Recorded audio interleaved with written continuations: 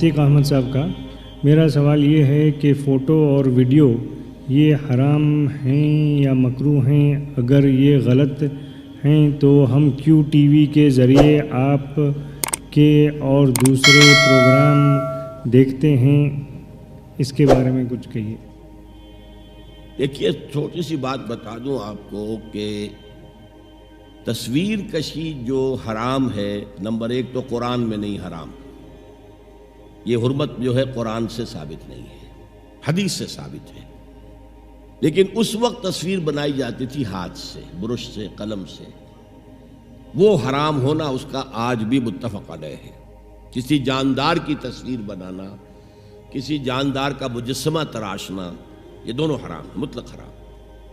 البتہ جب کیمرہ ایجاد ہوا، حضور کے زمانے میں تو تھا نہیں.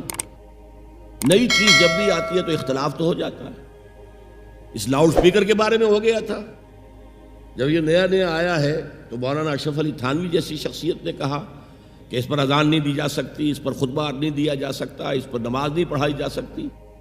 لیکن یہ کہ اب ہر جگہ پڑھایا جا رہا ہے، نماز اذان دی جا رہی ہے. تو نئی چیزوں سے لوگ جو ہیں ان کی طبیعت ذرا اپراتی ہے، بس اتنی بات ہے. جب کیمرہ آ گیا تو عالم اسلام میں بڑا اختلاف ہو گیا. عالم عرب کے علماء تقریباً اس پر متفق تھے کہ یہ حرام نہیں ہے، اس میں ہاتھ کا کوئی دخل ہی نہیں، عکس ہے یہ تو. لیکن ہندوستان، پاکستان، یہ جو بر عظیم پاک و ہند ہے، اس کے علماء اس پر مصر رہے کہ وہی حکم اس پر بھی ہوگا. البتہ انہوں نے اجازت دی کہ سماجی ضرورت کے لیے جائز ہے. پاسپورٹ ہے، مجرموں کی شناخت ہے، امراض کی تشخیص کے لیے میڈیکل بکس کے اندر تصویریں ہوتی ہیں، یہ چیزیں جائز ہیں.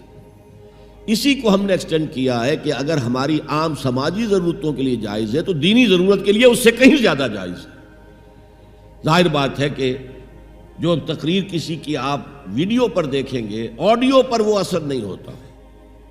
آج کی اصل بات کیا؟ Audio visual. آپ کی آنکھ دیکھ رہی ہے اور کان سن رہے ہوں، دونوں سے مل کر جو بات دماغ میں جاتی ہے وہ بہت گہری ہوتی ہے. تو دین کے لیے ہم اسے استعمال کر رہے ہیں. عام جو ہے فوٹوگرافی ہابی کے طور پر یا یادگار کے طور پر کہیں لگتی ہے، یہ چیزیں جائز نہیں ہیں میرے نزدیک. محمد جمیل صاحب کے دو سوال ہیں. نمبر 1، از فیملی پلاننگ جائز in Islam? Number 2، what is the real meaning of secularism and can a Muslim be secular? Family planning جو ہے، جہاں تک منع حمل کی تدبیر ہو وہ حرام نہیں ہے. لیکن کوئی آپریشن کرا لینا، مستقل طور پر وہ چینج کر دینا، یہ جائز نہیں ہے. اور طریقے ہیں کنڈومز وغیرہ کے، ان کو استعمال کیا جائے تو وہ حرام ہونے کا اس کا کوئی فتویٰ نہیں دیا جا سکتا. اس لیے کہ حضور نے عزل کی اجازت دی تھی صحابہ کو.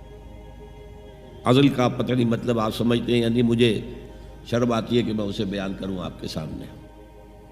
لیکن یہ کہ اس فلسفے کے تحت کہ بچے زیادہ ہوں گے تو کہاں سے کھلائیں گے، کیا کریں گے، یہ پھر ایمان کی کمزوری ہوگی. ہاں، بیوی بیمار ہے یا کوئی اور ایسے مسائل ہیں تو آپ وہ عزل کریں، اچھا ہے، ٹھیک ہے، بہت اچھا ہے، وقفہ ڈالیں، ٹھیک ہے، کوئی حرج نہیں ہے.